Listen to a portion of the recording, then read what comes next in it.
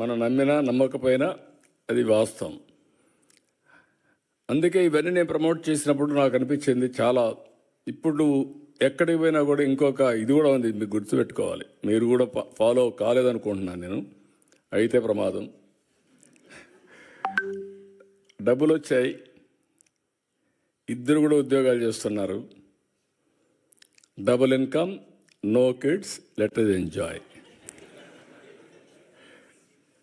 అందుకే ఇప్పుడు యూరోపే కాదు, అన్ని దేశాల్లో కూడా పాపులేషన్ ప్రాబ్లం వచ్చింది, ఏజింగ్ ప్రాబ్లం వచ్చింది. Can you believe? జపాన్ లాంటి దేశం ఇండియా నుంచి మ్యాన్ పవర్ పంపించమని ఫస్ట్ టైం అడుగుతున్నారు. జర్మనీ లాంటి దేశంలో ఇండియన్స్ని యాక్సెప్ట్ చేసి కొంతమంది మనుషులు కావాలని అడిగే పరిస్థితికి వచ్చారు. అంటే ఏదైతే సరైన సమయంలో నిర్ణయం చేయలేకపోయారో దానివల్ల ఆ దేశాలు ఈరోజు మీరు చూస్తే సంపద సృష్టించారు, టెక్నాలజీ ఉంది, అగ్రదేశాలు. మనుషులు లేకపోతే ఎవరికోసం, దీనికి ఎవరు ఎంజాయ్ చేస్తారు? That is the stage today. India is very fortunate. 2047కి ఇండియా, నాకు ఏం అనుమానం లేదు, ప్రపంచంలోనే నెంబర్ 1 కానీ నెంబర్ 2 కానీ తయారవుతున్నాం. ఒకప్పుడు నేను ఎక్కడికి పోయినా జూయిష్ అని చెప్పేవాడిని. జూయిష్ ఉన్నారు, ఈ ఊర్లో ఒకరు ఉంటారు, లేకపోతే ఇద్దరు ఉంటారు, ఊరంతా వాళ్ళే కంట్రోల్ చేస్తూ ఉంటారు. దానికి కారణం రాజకీయ విరాళాలు ఇస్తారు, లేకుంటే చారిటీ చేస్తారు, అందువల్ల వాళ్ళకి మంచి పేరుంది. మీరు ఎప్పుడైనా ఒక రోజున వాళ్ళని క్రాస్ చేయాలని చెప్పేవాడిని. ఇప్పుడు ఐఎమ్ ప్రౌడ్ టు సే, ప్రపంచం మొత్తం పర్ క్యాపిటా ఇన్కంలో జూయిష్ కంటే ఎక్కువ ఇండియన్స్కి వస్తూ ఉంది. అందులో తెలుగు వాళ్ళు అగ్రస్థానంలో ఉన్నారు. ఇంకా వెల్త్ క్రియేషన్లో ఇంకా ముందుకు పోవాలి, అది కూడా అవుతాం, నాకేం డౌట్ లేదు దాంట్లో. ఎందుకంటే జూయిష్ పాపులేషన్ అంతా 1,20,00,000, ఇండియా పాపులేషన్ 145 కోట్లు ఇప్పటికి, తెలుగు వాళ్ళ పాపులేషన్ 10 కోట్లు. తెలుగు వాళ్ళు ఒక 3-4 కోట్లు ప్రపంచం అంతా వెళ్ళిపోతే ఒక 2 కోట్లు ఇంకా మీరు ప్రపంచాన్ని అంతా మీరే దున్నేస్తారు, నాకేం అనుమానం లేదు. ఇప్పుడే అంటున్నాడు రామ్మోహన్ నాయుడు, మీరు తిరిగి వచ్చేయండి అని. అదే మరి లోకేష్ గారు అన్నారు, మీరు వచ్చేసి డెవలప్ చేయాలని. నేను రమ్మనడం లేదు మిమ్మల్ని, మిమ్మల్ని ఇక్కడే ఉండమంటున్నా, ఇంకా ఎక్స్పాండ్ కావాలని కోరుకుంటున్నా. నా విజన్కు వాళ్ళ విజన్కు అదే వ్యత్యాసం. నేను అనేది ఏంటంటే గ్లోబల్ లీడర్స్ కావాలనుకున్నా. ముందు global citizens, global leaders. Distance is not the criteria. మీరు స్విట్జర్లాండ్లో కూర్చోండి, డెన్మార్క్లో కూర్చోండి, జర్మనీలో కూర్చోండి, ఆంధ్రప్రదేశ్ అభివృద్ధి చేయాలంటే ఫోన్ తీసుకుంటే పని అయిపోతుంది. అది ఈరోజు మన పరిస్థితి. అందుకే నేను ఇచ్చిన పిలుపు ఏంటంటే తెలుగు వాళ్ళందరూ ప్రపంచం అంతా ఉండాలి. కర్మభూమికి మీరు సహకరించాలి. మళ్ళీ మళ్ళీ చెప్తున్నా, మీరు ఎక్కడున్నారో అది కర్మభూమి.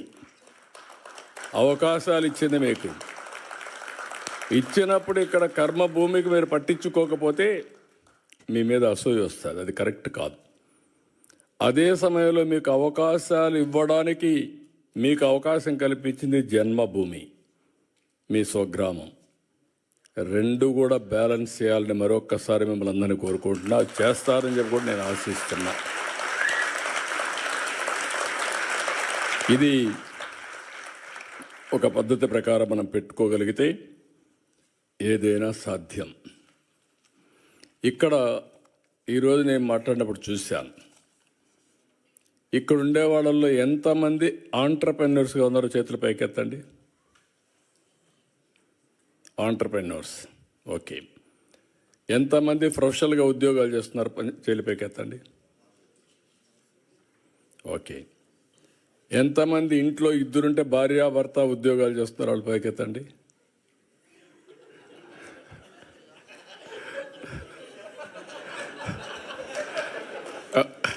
వాస్తవమే, భార్యాభర్త ఇద్దరు ఉద్యోగాలు చేస్తున్నారు.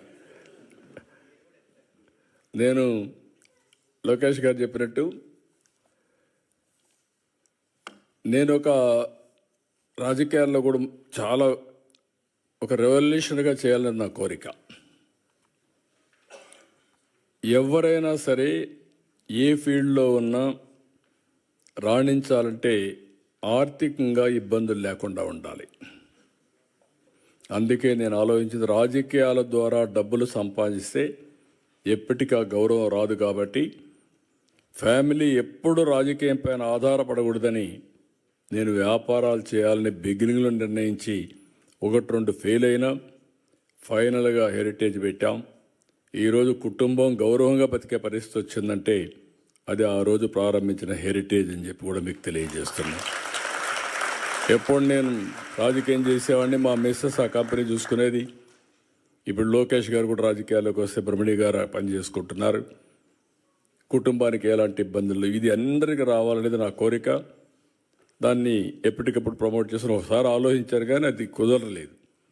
రాజకీయ పార్టీ కూడా ఒక కంపెనీ పెట్టి వచ్చే డబ్బులు రాజకీయాలకు ఖర్చు పెట్టాలని, అది వీలు కాల, అది లాస్ ఒప్పుకోలేదు, అందువల్ల చేయలేకపోయాను. ఇప్పుడు నేను మిమ్మల్ని కోరేది ఏంటంటే, నేను 1 ఫ్యామిలీ 1 ఆంటర్ప్రెన్యూర్ అని పెట్టుకున్నాను.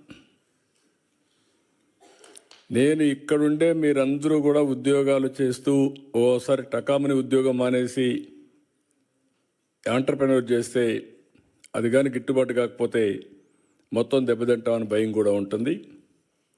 గ్రాడ్యువల్గా మీరు ఆలోచించుకోవాల్సింది, సంపద సృష్టించడం కష్టం కాదు, కేర్ఫుల్గా పనిచేస్తే ఏదైనా సాధ్యం. నేను ప్రపంచంలో ఒకటే చెప్తున్నా మీకు, 2047కి ప్రపంచంలో నెంబర్ 1 కమ్యూనిటీ ఎవరంటే, మోస్ట్ పవర్ఫుల్ కమ్యూనిటీ ఎవరంటే, దానికి చిరునామాగా మీరుండాల్సిన అవసరం ఉంది. అదే నా ఆలోచన, అదే నా విజన్, అదే నా సంకల్పం. నా సంకల్పం మనందరి సంకల్పం కావాలని, దానికి ఆమోదం చెప్పాల్సిందిగా మరొక్కసారి మీ అందరినీ కోరుకుంటున్నాను.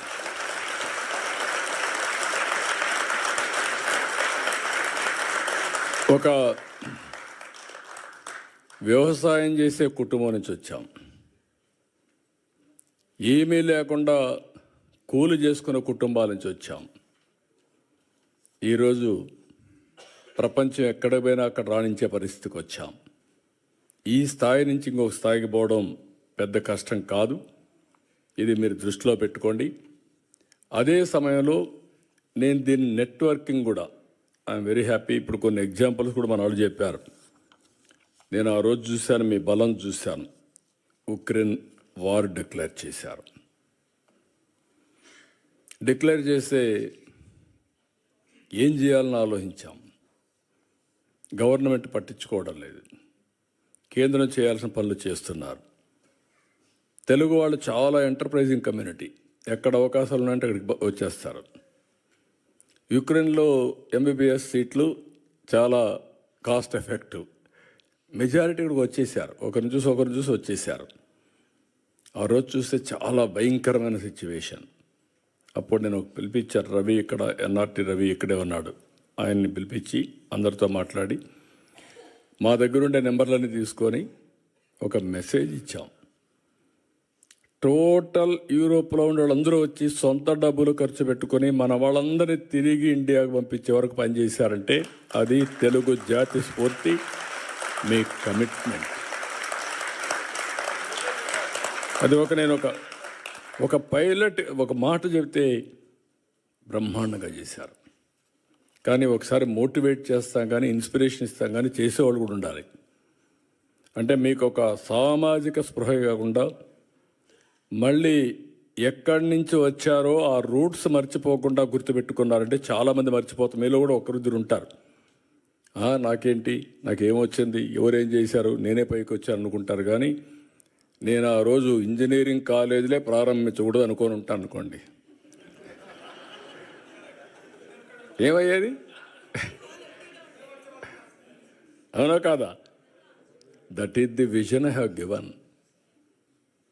దానికి నేను మీ ఫైల్స్ మోసకపోయాను. మీరు గుర్తుపెట్టుకోవాలి. అంటే ఒక్కొక్క ఇంజనీరింగ్ కాలేజ్ ఫైల్ తీసుకొని, ఒక మెడికల్ కాలేజ్ ఫైల్ తీసుకొని, నాకేం అవసరం లేదు ఢిల్లీలో. వాళ్ళ దగ్గరికి పోయి వాళ్ళకు భోజనం పెట్టి డిన్నర్లు ఇచ్చి అడుక్కొని మీరు మాకు ఇవ్వండి ఇవి అని చెప్పాను. ఎందుకంటే ఫ్యూచర్ చూశాను కాబట్టి ఆ రోజు మీకు చేశాను అవన్నీ. రెండోది, మీరు చూస్తే ముఖ్యమంత్రులు అంటే పెత్తందారులుగా ఉంటాం. నేను బిల్ గేట్స్ని కలవాలా. నేను ఫోన్ చేసి అడిగాను అంబాసిడర్ని, chief minister, I want to meet him అని. ఆయన ఎవరిని కలవడం లేదండి, మిమ్మల్ని కూడా కలవడు, రాజకీయ నాయకులతో నాకేం పని లేదంటున్నాడు అన్నారు. లేదు, నాకు పని ఉంది ఆయనతో, ఒక 10 నిమిషాలు ఇమ్మనండి అన్న. సరే, అవసరమైతే మీరు రండి, కాక్టైల్ పార్టీ ఉంది, అందులో జాయిన్ కామన్నారు. నేను వచ్చి కాక్టైల్ పార్టీకి వచ్చి నెక్స్ట్ డే పేపర్లో హెడ్లైన్స్ వేసి ఈయన కూడా పార్టీలో చేరిపోయాడని. కరెక్ట్ కాదండి, ఓన్లీ 5-10 మినిట్స్ కావాలని చెప్పి అడిగాను, ఇచ్చాడు. దానికి 3 రోజులు ప్రిపేర్ అయ్యాను. ప్రిపేర్ అయ్యి విజన్ డాక్యుమెంట్ విజన్ చేసి ఒకటే మాట చెప్పాను నేను ఆయనకి. నా దగ్గర కూర్చున్నాడు ఇదే మరిగా. 5 మినిట్స్ అన్నారు. నేను స్టార్ట్ చేస్తే ఆయన ఇంకేమీ అబ్జెక్షన్ చేయలేదు. 45 మినిట్స్ వి స్పెంట్. అప్పుడు నేను విజన్ ఇచ్చాను, what is India, what is the strength of India in technology అని. ఈ ఎంటైర్ అగ్రీడ్ విత్ మీ. నేనేం చేయాలి మీకు అన్నాడు. మీరు ఏమీ చేయక్కర్లేదు, మీ మైక్రోసాఫ్ట్ కంపెనీ హైదరాబాద్లో పెట్టమని అడిగా ఆ రోజు. అప్పట్లో ఎవరు అడగరు, ఓన్లీ సియాటల్లో ఉంది. ఎందుకంటే మైక్రోసాఫ్ట్ వస్తే ప్రపంచం అంతా అనుకుంటారు హైదరాబాద్లో ఏమీ లేకపోతే వచ్చాడు, మైక్రోసాఫ్ట్ పెట్టాడని చెప్పి అన్ని కంపెనీలు వస్తాయి. ఫ్లాగ్షిప్ కంపెనీని చెప్పి ప్రయత్నం చేశాను, జయప్రదమయ్యాను. ఈరోజు గర్వంగా చెప్తున్నా, ఆ మైక్రోసాఫ్ట్ హైదరాబాద్కు వచ్చింది కాబట్టి తెలుగు బిడ్డ నాదెళ్ల సత్య సీఈఓగా తయారయ్యాడు ఆ కంపెనీకి. That is the elevation, that is the spirit. ఇది ఒక్కొక్కరికి కోరికలు పుడతా ఉంటాయి. నేను ఇంజనీరింగ్ కాలేజీలు కడితే ఎవ్రీ రెవెన్యూ డివిజన్లో ఆ engineering college building biggest building. అది చూసి నేను కూడా ఈ కాలేజీలో చదువుకోవాలని చదువుకున్నవాడు మీలో కూడా చాలామంది ఉంటారు. అలాంటి స్ఫూర్తిదాయకమైన కాలేజీలు మనం కట్టాము, అన్ని లాభాలు వచ్చాయి. ఇప్పుడు నేను మిమ్మల్ని కోరేది ఏంటంటే, ఇక్కడి నుంచి నెక్స్ట్ స్టెప్కు మనం వెళ్దాం. ఇప్పుడే లోకేష్ గారు చెప్పినట్టు overseas man power company Andhra Pradesh, Sita శర్మని ఒక అమ్మాయిని తీసుకొచ్చి సీఈఓగా పెట్టారు. స్ట్రెంగ్తన్ చేస్తాం. ఎన్ఆర్టీ రవి కూడా ఇక్కడే ఉన్నాడు. ఒక్కొక్క దేశంలో ఒక ఎన్ఆర్టీ మొత్తం కూడా మీరు మొబిలైజ్ చేసి లీడర్స్గా ఉన్నారు. తెలుగుదేశం పార్టీ ఎన్ఆర్ఐ వాళ్ళు ఎన్ఆర్ఐలో ఉంటారు. ఎన్ఆర్టీలో కూడా మీరు ఉండి ఎన్ఆర్టీని బలపరిస్తే గవర్నమెంట్ పరంగా వచ్చినప్పుడు, ఇప్పుడు నేను కూడా ఒక పక్క ముఖ్యమంత్రిని, ఒక పక్క పార్టీ అధ్యక్షుడిని, ఈ 2 బాధ్యతలు నిర్వహించినప్పుడు that is political governance. Political mandate తీసుకున్నాను, ముఖ్యమంత్రి అయ్యాను. పార్టీ అధ్యక్షుడిగా నేను హామీలు ఇచ్చాను, అవి నెరవేరుస్తాను. పార్టీ కార్యకర్తలు మీరందరూ కూడా పార్టీకి సపోర్ట్ చేసిన వాళ్ళే. మీ రుణం తీర్చుకోవాలి. తగిన విధంగా ప్రతి ఒక్క రుణం తీర్చుకోవడానికి నేను అన్ని విధాల ప్రయత్నం చేస్తున్నాను. అది వచ్చినప్పుడు ఎన్ఆర్టీ ఉంటుంది, ఎన్ఆర్ఐ ఉంటుంది. మూడోది, ఈ 2 చేసిన తర్వాత ఏ విధంగా మిమ్మల్ని ప్రమోట్ చేయాలని ప్లానింగ్ చేయాలి, ఎంపవర్ చేయడానికి. ఎప్పుడు కూడా నిరంతరం ఒక పని జరిగిందంటే ఆ పని చూసుకొని మీరు ఆనందపడిపోతే మీరు అక్కడే ఉంటారు. తూతూగా అంటే ఇన్ ది సెన్స్, ఒక అవకాశం వచ్చింది ఉపయోగించుకున్నారు, అక్కడికే సాటిస్ఫై అయితే కరెక్ట్ కాదు.